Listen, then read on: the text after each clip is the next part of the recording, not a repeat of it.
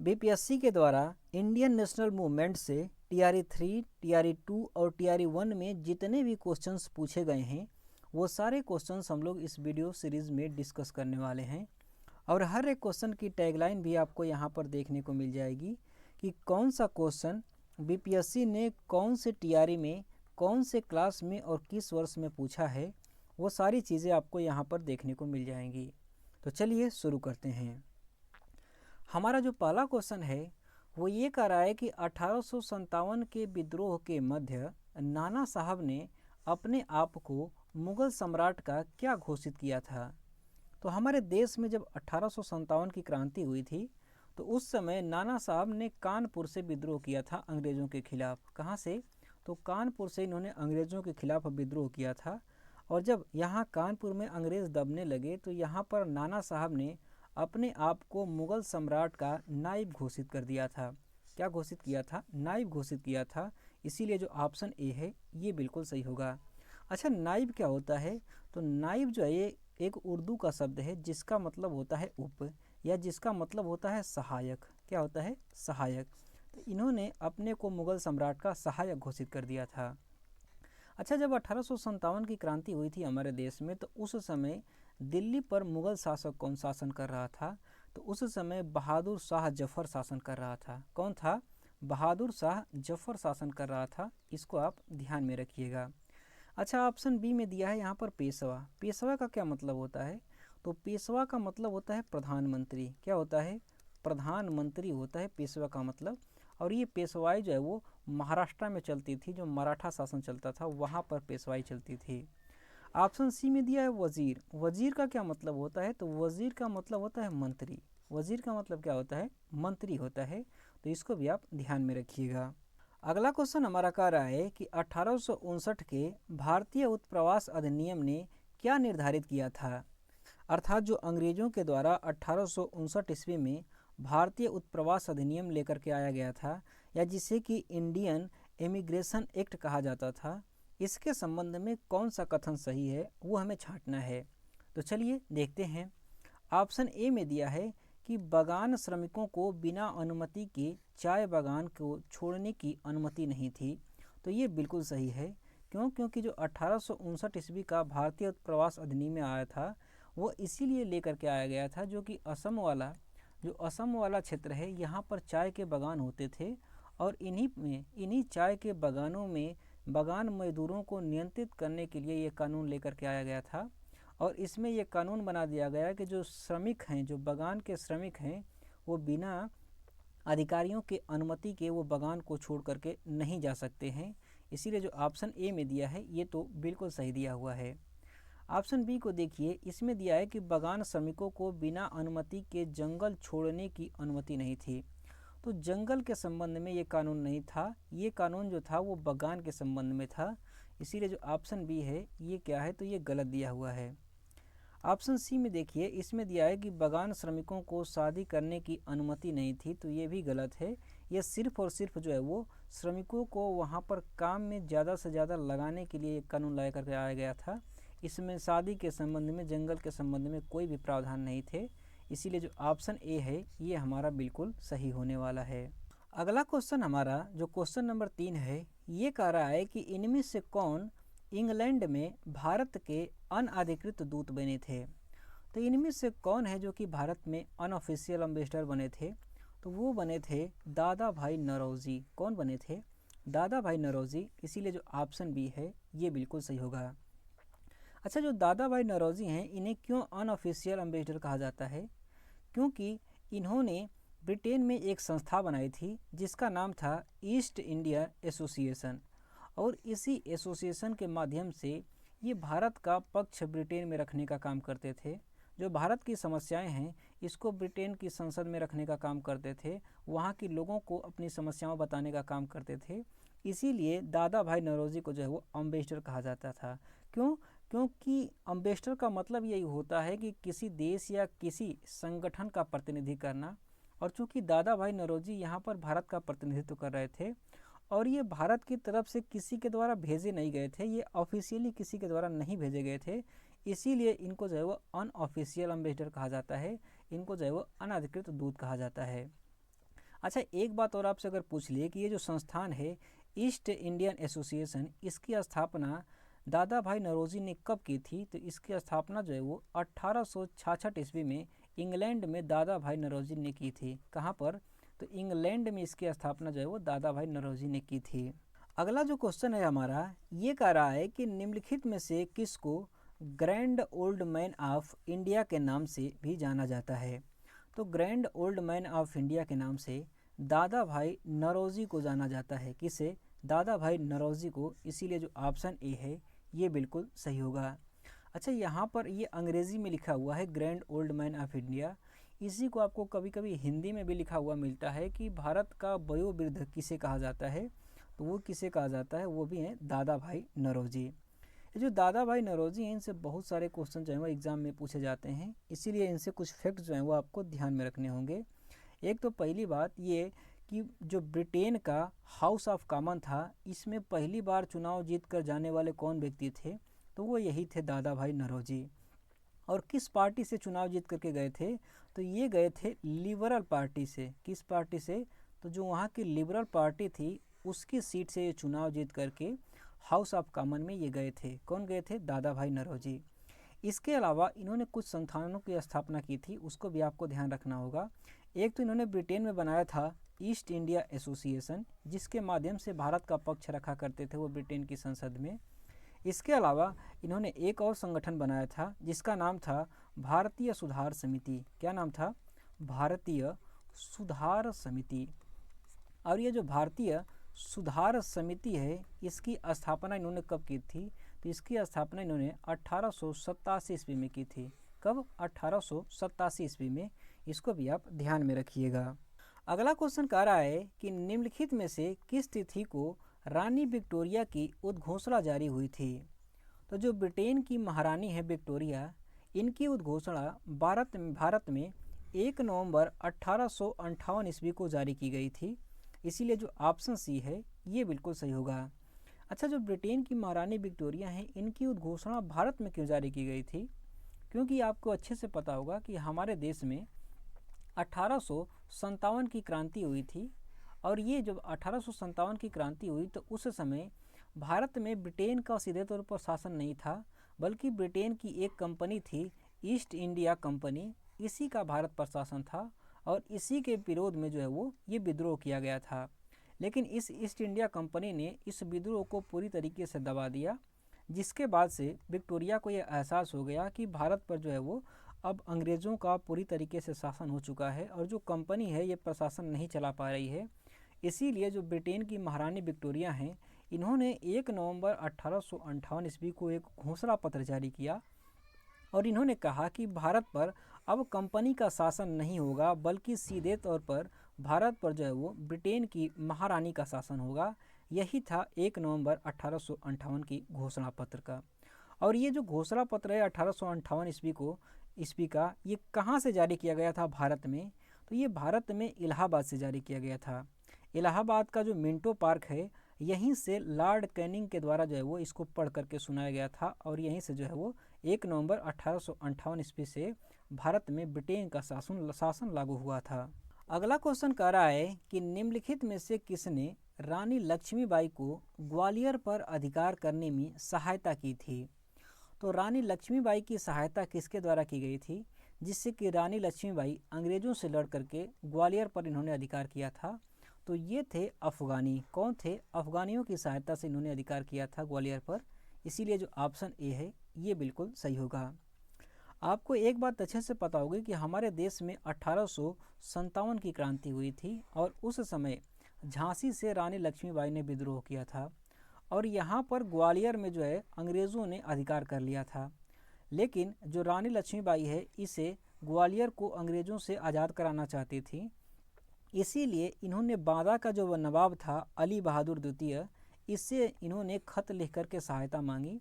और जो बांदा का नवाब है अली बहादुर द्वितीय, इसने 10,000 की सेना रानी लक्ष्मीबाई को भेजी और इसी सेना की मदद से जो रानी लक्ष्मीबाई है, इन्होंने दोबारा से ग्वालियर पर अपना शासन किया था।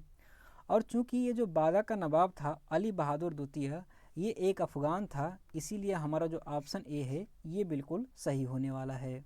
अगला क्वेश्चन कह रहा है कि 1857 के विद्रोह को किसके द्वारा पहली बार प्रथम भारतीय स्वतंत्रता संग्राम के रूप में वर्णित किया गया था। तो हमारे देश में जो 1857 की क्रांति हुई थी, इसको विनायक दामोदर सावरकर बीडी सावरकर के द्वारा प्रथम भारतीय स्वतंत्रता संग्राम का नाम दिया गया था। इसीलिए जो ऑप्शन ए है ये बिल्कुल सही होगा। ये जो विनायक दामोदर सावरकर हैं, ये हमारे देश के एक क्रांतिकारी नेता थे और इन्होंने ही एक पुस्तक लिखी थी और उस पुस्तक का नाम था इंडियन वार ऑफ इंडिपेंडेंस। और इसी पुस्तक में इन्होंने 1857 की जो क्रांति है, इसी को इन्होंने प्रथम भारतीय स्वतंत्रता संग्राम कहा था। क्या कहा था? प्रथम भारतीय स्वतंत्रता संग्राम कहा था। अगला क्वेश्चन कह रहा है कि 1857 के विद्रोह की विफलता के निम्नलिखित में से कौन से कारण थे।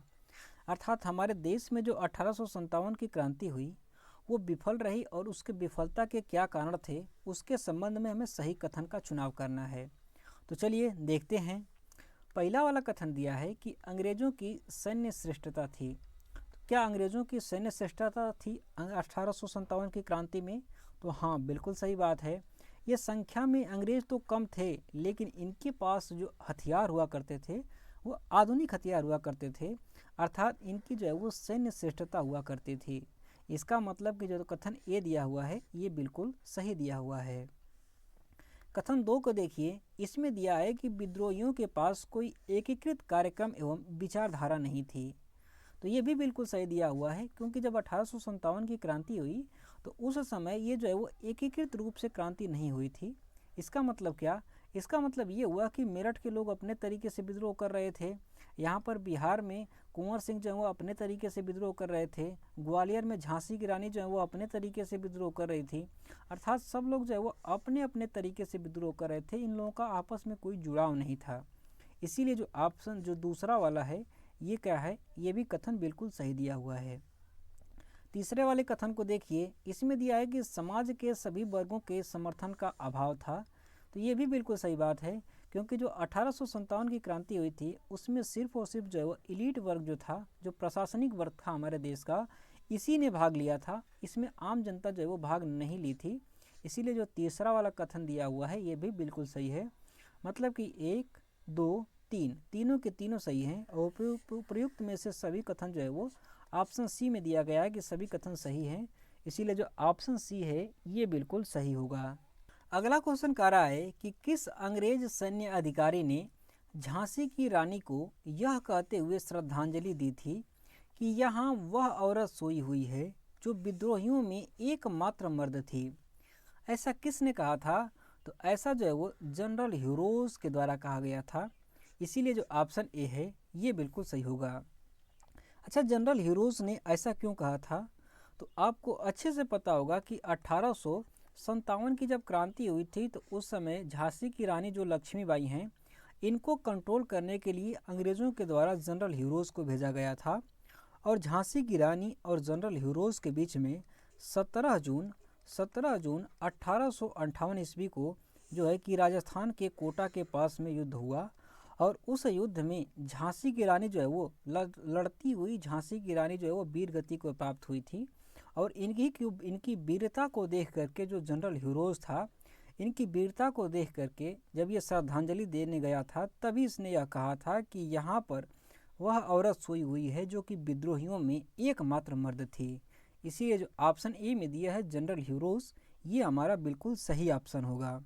अगला क्वेश्चन कह रहा है कि किसने कर की नई व्यवस्था के विरुद्ध शोषणकारी शक्तियों का विरोध किया था। तो कर की जो नई व्यवस्था लाई गई थी अंग्रेज़ों के द्वारा, इसका विरोध जो है वो बिहार के संथाल जनजातियों के द्वारा किया गया था 1855-56 में। इसीलिए जो ऑप्शन बी है ये बिल्कुल सही होगा। जो संथाल विद्रोह है ये बहुत ही महत्वपूर्ण एक जनजातीय विद्रोह है, जिससे कि बार बार आपको एग्जाम में क्वेश्चंस देखने को मिलते हैं। इसीलिए इसके संबंध में कुछ फैक्ट्स आपको ध्यान में रखने होंगे। पहली बात ये कि ये जो संथाल विद्रोह है इसे अन्य किस नाम से जाना जाता है? तो इसको जो है वो संथाल हूल के नाम से भी जाना जाता है। किस नाम से? संथाल हूल के नाम से। और ये जो संथाल विद्रोह है ये कब हुआ था, ये भी क्वेश्चन पूछा जा चुका है। तो ये हुआ था 1855-56 में। कब हुआ था?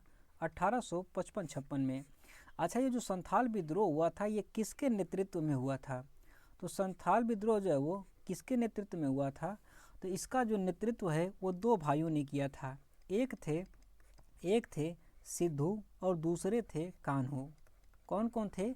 एक थे सिद्धू और दूसरे थे कान्हू। इन्हीं दोनों लोगों के नेतृत्व में जो है वो संथाल विद्रोह हुआ था।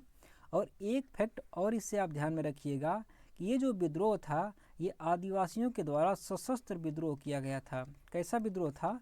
तो ये जो है वो सशस्त्र विद्रोह था। और किसके खिलाफ हुआ था? तो अंग्रेज़ों के खिलाफ जो है वो कर वृद्धि को लेकर के ये आंदोलन किया गया था।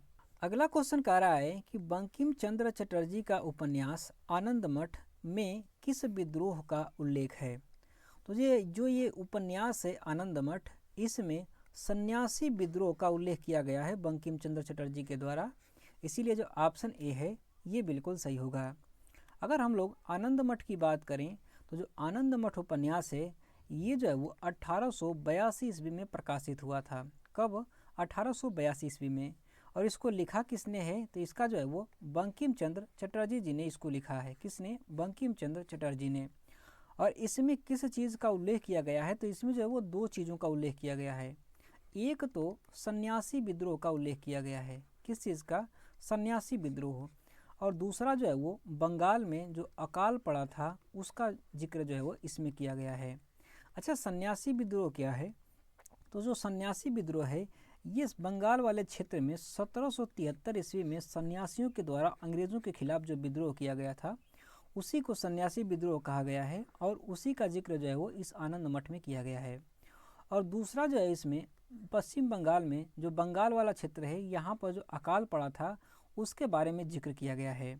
और ये जो अकाल है ये कब पड़ा था? तो ये अकाल जो है वो 1770 से लेकर के 1774 के बीच में पड़ा था अकाल बंगाल में, जिसमें कि बहुत ज़्यादा संख्या में लोगों की मौत हुई थी। इसका भी जिक्र जो है वो इस आनंद मठ में अच्छी तरीके से किया गया है बंकिम चंद्र चटर्जी के द्वारा। अगला क्वेश्चन कह रहा है कि बंकिम चंद्र चटर्जी के उपन्यास आनंद मठ प्रकाशित किया गया था किस वर्ष में? तो जो आनंद मठ है ये प्रकाशित कब हुआ था? तो ये प्रकाशित हुआ था 1882 ईस्वी में। इसीलिए जो ऑप्शन बी है ये बिल्कुल सही होगा। किसने लिखा था? तो बंकिम चंद्र चटर्जी जी ने। इसमें किस चीज़ का उल्लेख है? तो एक सन्यासी विद्रोह का और दूसरा बंगाल में पड़े हुए भीषण अकाल का इसमें उल्लेख है। अगला क्वेश्चन कह रहा है कि निम्नलिखित में से कौन सी घटना सबसे पहले हुई थी? तो कौन सी घटना सबसे पहले घटित हुई थी वो हमें छांटना है। तो चलिए देखते हैं। ऑप्शन ए में दिया है संथाल विद्रोह। जो संथाल विद्रोह है ये कब हुआ था? तो संथाल विद्रोह जो है ये हुआ था 1855-56 ईस्वी में। कब हुआ था? 1855-56 ईस्वी में। और कहाँ पर हुआ था? तो आज के समय का जो झारखंड राज्य है यहाँ पर हुआ था संथाल विद्रोह। इसके बाद ऑप्शन बी है, इसमें देखिए इसमें दिया है बिरसा मुंडा का विद्रोह। जो बिरसा मुंडा विद्रोह है ये कब हुआ था? तो ये हुआ था 1895 से लेकर के 1900 के बीच में। कब हुआ था? 1895 से लेकर के 1900 के बीच में। और ये भी कहाँ पर हुआ था? तो ये भी जो है वो झारखंड वाले ही इलाके में हुआ था। ऑप्शन सी को देखिए, इसमें दिया है ताना भगत आंदोलन। जो ताना भगत आंदोलन है ये कब हुआ था? तो ये हुआ था 1914 से लेकर के 1920 के बीच में। कब हुआ था? 1914 से लेकर के 1920 ईस्वी 1914 से लेकर के 1920 के बीच में। और ये जो है वो उरांव जनजाति के द्वारा किया गया था। तो यहाँ पर देखिए कि कौन से किसकी तिथि जो है वो सबसे पहले पड़ेगी। तो यहाँ पर देखेंगे तो संथाल विद्रोह जो है इसकी तिथि इन दोनों से पहले पड़ रही है। कब है? तो 1855 से 56 में। इसीलिए जो ऑप्शन ए में दिया है संथाल विद्रोह ये हमारा बिल्कुल सही होगा। अगला क्वेश्चन कह रहा है कि ताना भगत आंदोलन से संबंधित है कौन? तो ताना भगत आंदोलन किससे संबंधित है? तो जो ताना भगत आंदोलन है यह एक आदिवासी आंदोलन था। किस प्रकार का आंदोलन था? तो आदिवासी आंदोलन था। इसलिए जो ऑप्शन बी है ये बिल्कुल सही होगा। अगर ताना भगत आंदोलन की हम लोग बात करें तो ये कहाँ पर हुआ था? तो आज के समय का जो झारखंड राज्य है यहीं पर हुआ था ताना भगत आंदोलन। और कब हुआ था ये? तो ये हुआ था 1914 से लेकर के 1920 के बीच में। कब से कब तक? 1914 से लेकर के 1920 के बीच में हुआ था। और इसका नेतृत्व किसके द्वारा किया गया था? तो इसका जो है वो नेतृत्व दो लोगों के द्वारा किया गया था। एक थे जतरा भगत और दूसरे थे तुसिया भगत। इन दो लोगों के द्वारा जो है वो इस ताना भगत आंदोलन का नेतृत्व किया गया था। अगला क्वेश्चन कह रहा है कि निम्नलिखित में से कौन सा विद्रोह या आंदोलन लंबी दाढ़ी रखने पर कर लगाए जाने के कारण हुआ था।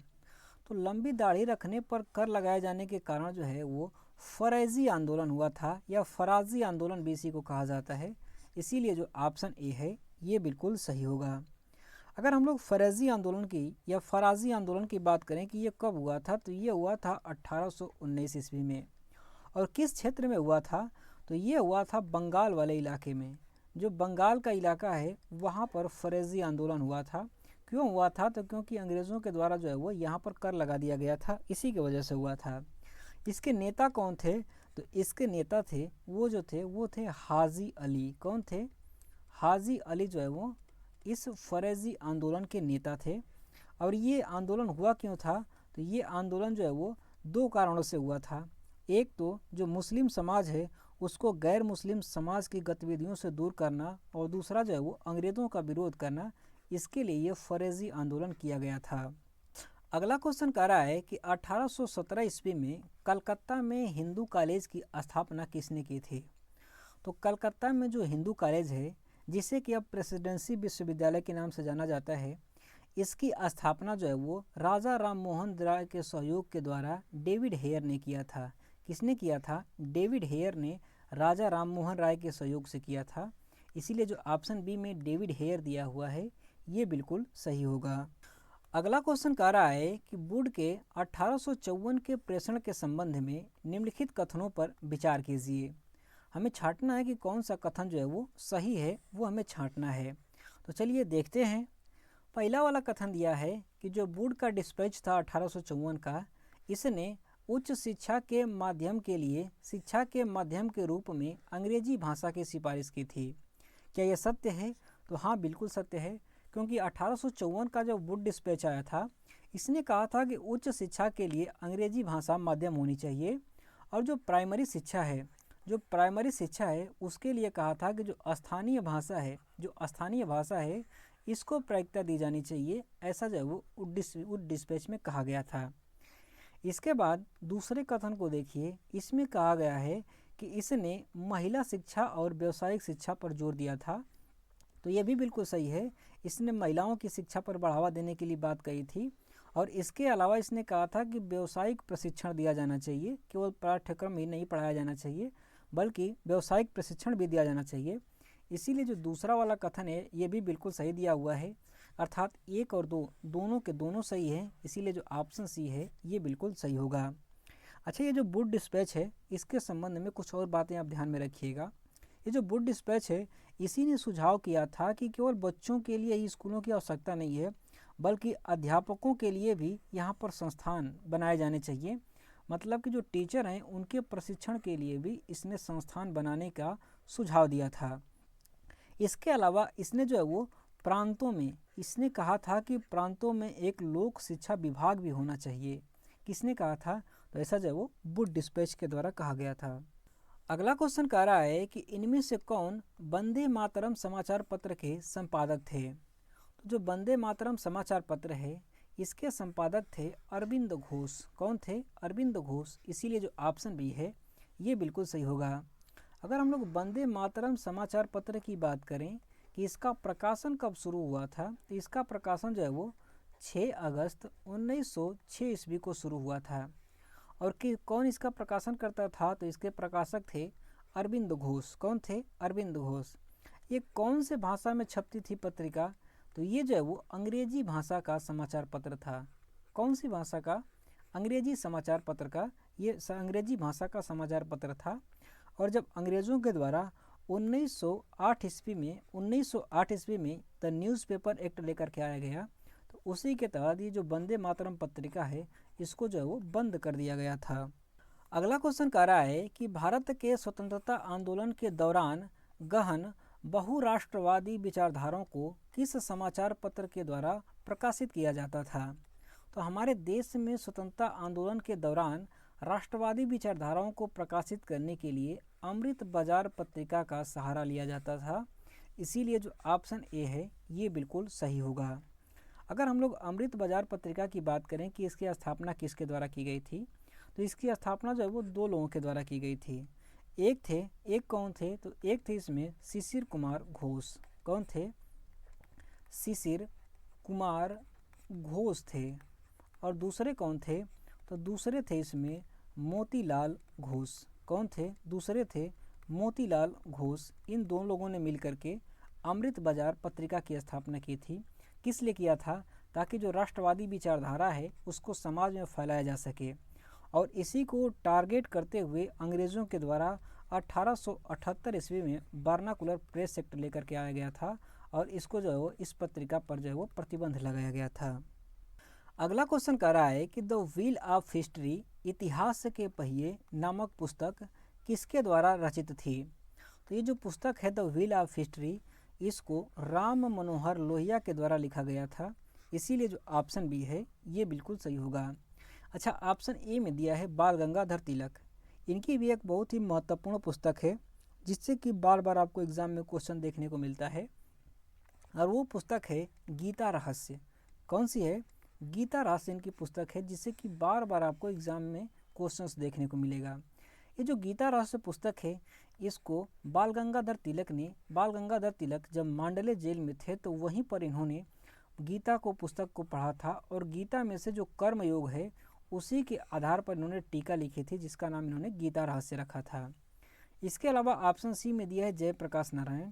इनकी भी एक बहुत ही महत्वपूर्ण पुस्तक है जिससे कि आपको एग्जाम में क्वेश्चन देखने को मिलता है, और वो पुस्तक है प्रिजन डायरी। कौन सी है? प्रिजन डायरी इनकी पुस्तक है। इसको भी आप ध्यान में रखिएगा। तो फ्रेंड्स, इस वीडियो में बस इतना ही। बाकी के जो क्वेश्चंस बचे हुए हैं वो आपको नेक्स्ट वीडियो में मिल जाएंगे। ये वीडियो आपको कैसी लगी आप हमें कमेंट बॉक्स में ज़रूर बताइएगा। बाकी अगर आपकी कोई क्वेरी है तो वो भी आप हमें कमेंट बॉक्स में बता सकते हैं। तो thanks for watching, have a nice day, thank you.